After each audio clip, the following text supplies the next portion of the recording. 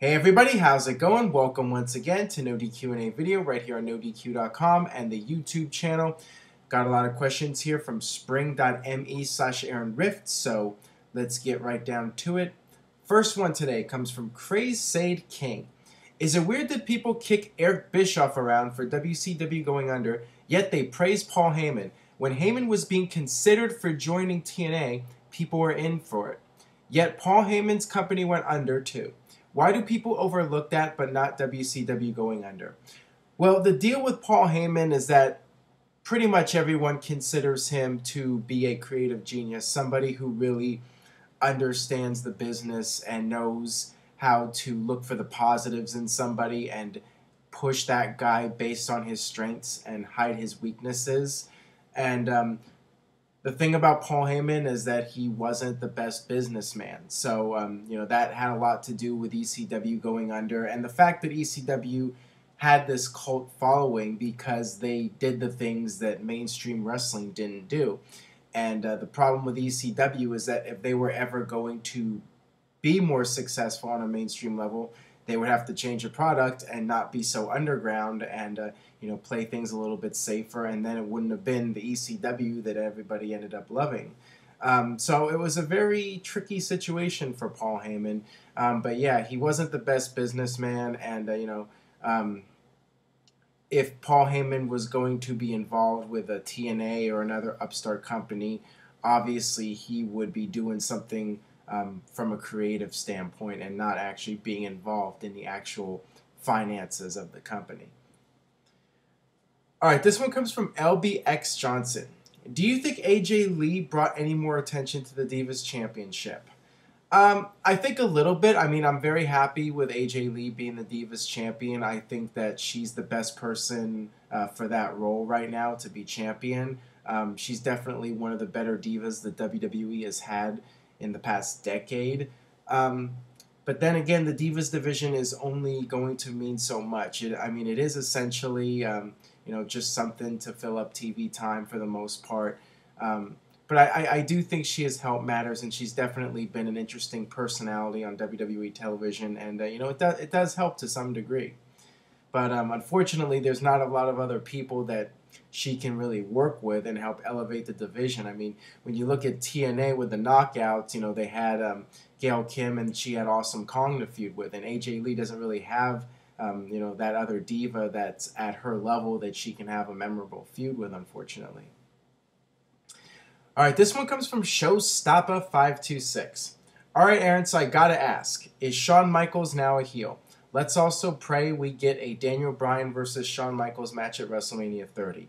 Well, as I mentioned in a previous video, I don't think it's a heel turn. I mean, that segment with Daniel Bryan and Shawn Michaels on Raw, it was really bizarre.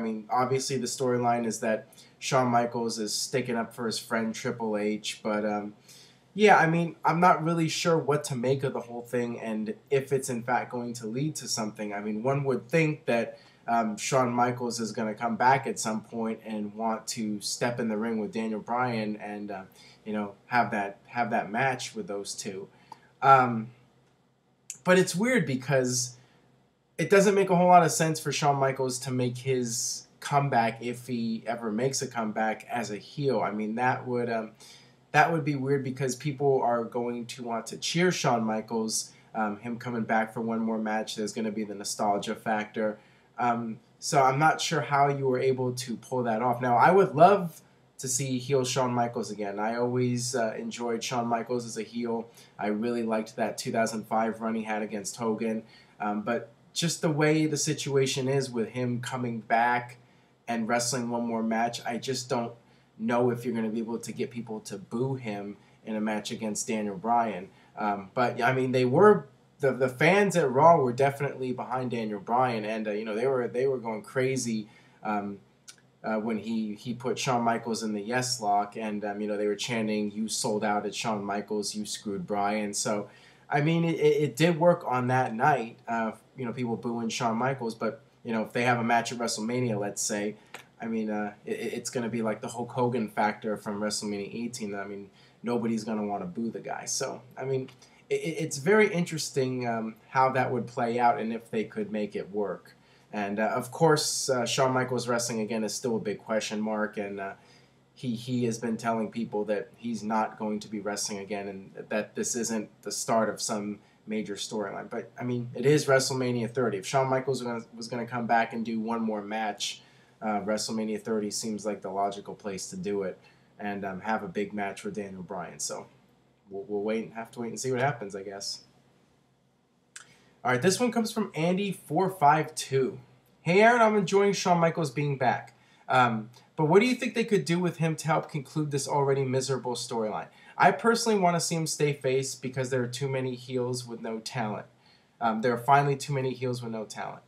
Well, if Shawn Michaels isn't wrestling, I think that should be it for him on television. I mean, Daniel Bryan put him in the yes lock. Shawn tapped out. So if there's no plans to have Shawn Michaels do a match, I think you should just leave it at that. And maybe that's what's going to happen here, because it seems like for Survivor Series they're building up something with the Wyatt family against Daniel Bryan and CM Punk. So I don't even know if they're going to do something further with Shawn. So, if they are going to have Shawn come back and actually wrestle, then, you could bring him back at some point and try to get payback on Daniel Bryan and have that build up to a match at WrestleMania. But like I said, I mean, the whole heel face factor with Shawn Michaels is going to be very interesting. If they bring him back, how would that work? And, would people actually boo Shawn Michaels as a heel against Daniel Bryan? All right, this one comes from Lima Tennant. Do you think John Cena is going to match or surpass Ric Flair's 17-time World Championship record? If so, do you think he deserves the accolade? And if not, do you think Ric's record will ever be matched? Thanks, dude. Well, I do think that Ric Flair's record will be surpassed at some point. Just the nature of wrestling and television right now. I mean, things happen so much quicker than they did during Ric Flair's era. And title changes happen all the time. So, I mean, I think it's only a matter of time before somebody breaks that record. And, John Cena seems like the most likely candidate because he's still got a lot of years left in him. And, if John Cena wrestles another 10 years, I think that there's a very good chance that he will beat that record. And does he deserve it? I mean, he's certainly one of the biggest stars in WWE in history, and certainly of the past decade. He's been the man. So, I mean, I would say he deserves it. But, I know some people out there that don't like John Cena are going to be frustrated and think that he's only getting all these title reigns because he's WWE's franchise player, and Ric Flair is the guy that actually had to go out there and earn every title that he won. So, it all depends on the person, and, everybody has their own opinion about it. And, I would not have an issue with Cena breaking Flair's record. And, I mean, I'm figuring it's going to happen at some point. So, I mean, the titles don't, I don't see a big deal with it, actually. All right, this one comes from WWE Fan 5. Hey, Aaron, I can honestly say I think Raw was one of the best episodes I've ever seen. What did you think of it? Well, I would not go as far to say that it was one of the best episodes I've ever seen, not by a long shot. It was definitely an above-average Raw. You had a very eventful show. You had the Daniel Bryan, Shawn Michaels confrontation. You had John Cena and Damian Sandow in that match. You had Kane do the storyline with Stephanie McMahon, and he took off the mask. You had the ending with Big Show and Randy Orton. So, I mean, a lot happened on this Raw, and it was among the better Raws of the year, but, I'm not going to call it one of the best of all time or anything like that, but certainly an eventful Raw. All right, this one comes from Shiggy Diggy Bang. I feel that the Smart Marks underrate John Cena's ring work. Not saying that he's the greatest wrestler ever, but he's put on top quality matches before, even with other average opponents, and he's got a lot of agility for a man of his build. What do you think? Well, this goes back to earlier, the fact that John Cena could end up beating Ric Flair's record, and does he deserve it or not? And you made a good point here. I mean, John Cena has had a lot of great matches, and, it takes two to tango, and, CM Punk and John Cena had great matches, but Cena held his own in those matches, and same thing with Cena and Shawn Michaels, and Cena and Undertaker, way back in the day. But, I mean, if they were to have a match at WrestleMania, John Cena, I'm sure, would hold up his end. So, yeah, I mean, John Cena has definitely, he has gone all out for the company, and regardless of what you think of him, he he is a guy that dedicates his life to WWE 24/7. So, I think the guy does deserve some credit.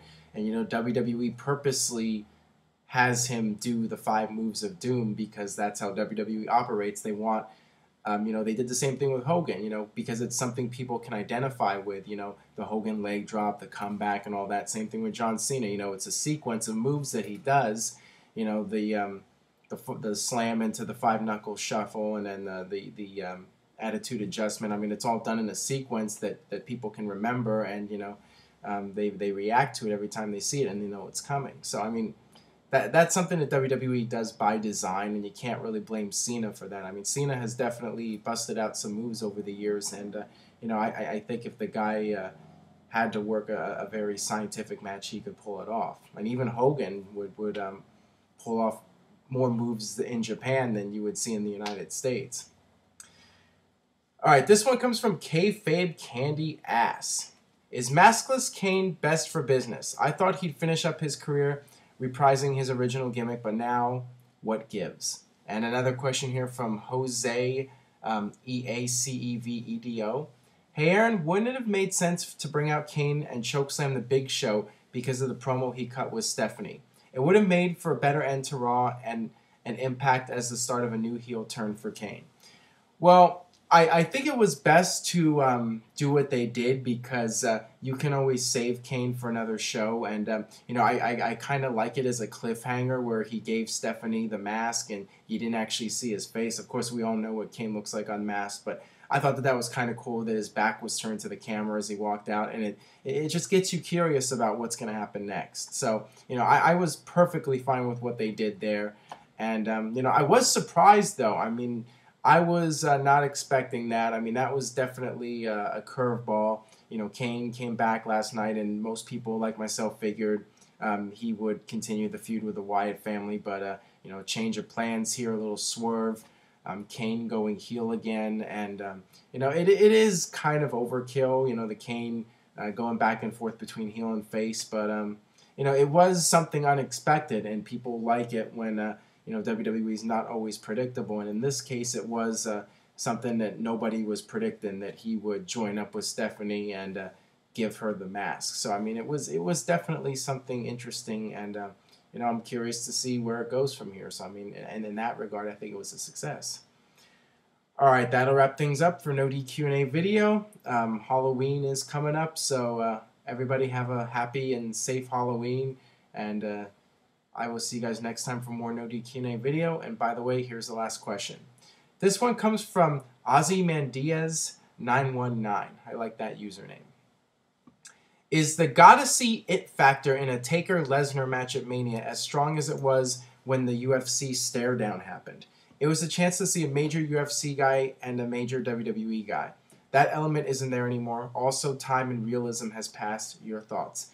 That is actually a good point to bring up. I mean, obviously, Lesnar still had all that UFC momentum when that stare down happened, and now a lot of time has passed, and Lesnar's done jobs in WWE, so he doesn't quite have that mystique that he had when he was in the UFC. But with that being said, I mean, Lesnar's on the very short list of guys that I think could have a memorable match with The Undertaker at WrestleMania right now, and those guys have a chemistry together, no doubt. And, Undertaker's only going to want to work with guys that he can trust and he feels comfortable working with. And him and Lesnar worked together in the past. They had some great matches. They had a memorable Hell in a Cell match. So, I think Undertaker would be very comfortable in there with Lesnar. And, they worked naturally well together.